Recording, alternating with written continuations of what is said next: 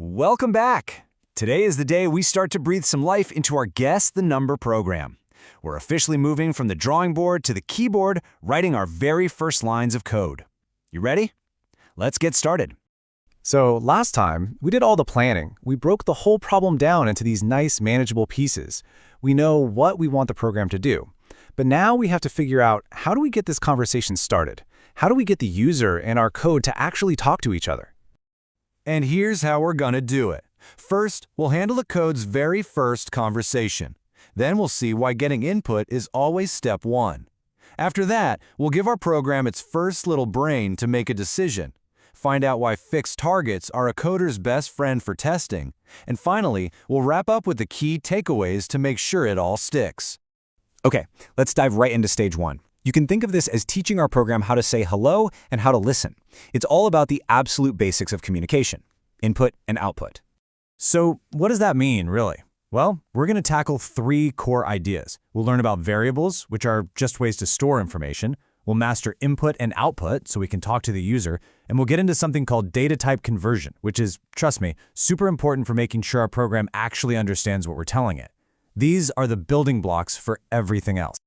So you might be wondering, why are we starting here? Why not just jump into the fun game logic? Well, it's all about building a solid foundation. You gotta walk before you can run, right? Here's the key idea, and it's a big one. Before a program can do any kind of thinking, it has to be able to listen. It needs a reliable way to get data from the user, store that data correctly, and then show some kind of result. If we get this part right now, it makes everything else so much easier to test and saves us from a ton of headaches later on. And this is what we're building in stage one. I know, it's just 2 lines of code, but believe me, there's a lot of power packed in there.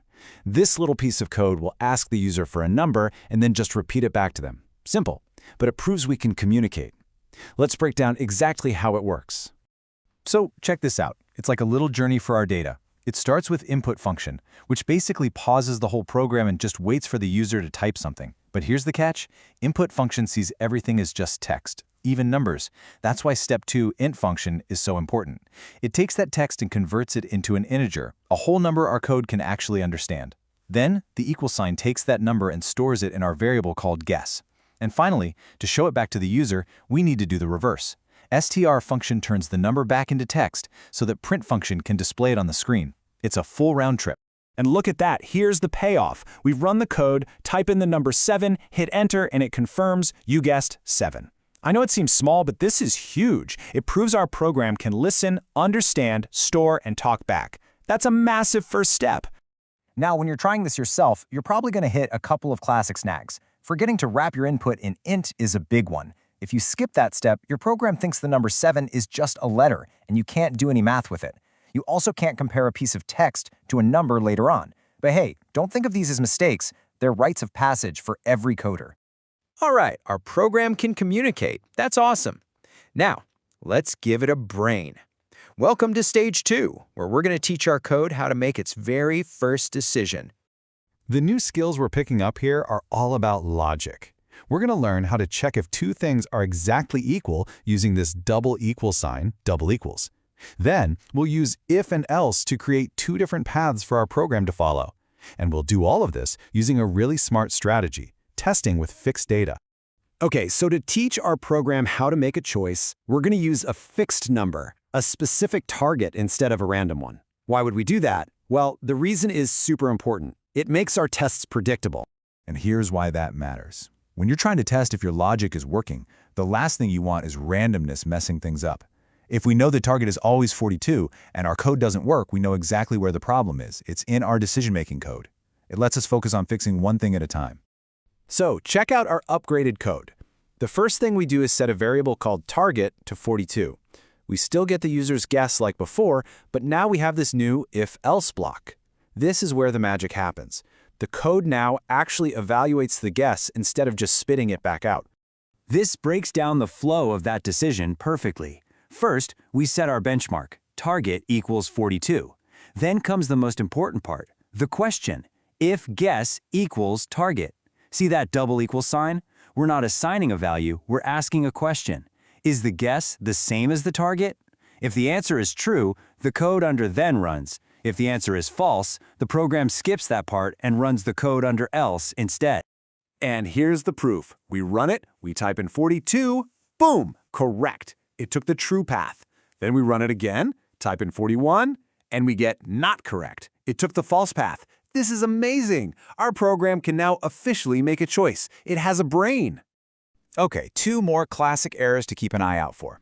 Using a single equal sign inside an if statement is probably the #1 most common mistake for beginners.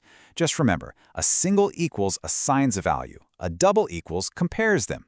Also, code runs from top to bottom, so make sure you create your target variable before you try to compare something to it. Wow, we have covered a lot of ground. So let's take a second to do a quick recap of the key ideas to make sure these new skills really sink in. First up, the variable. Seriously, just think of it as a labeled box. You give it a name, like guess, and you put something inside it, like the number 7. That's it. It just holds on to information so you can use it later.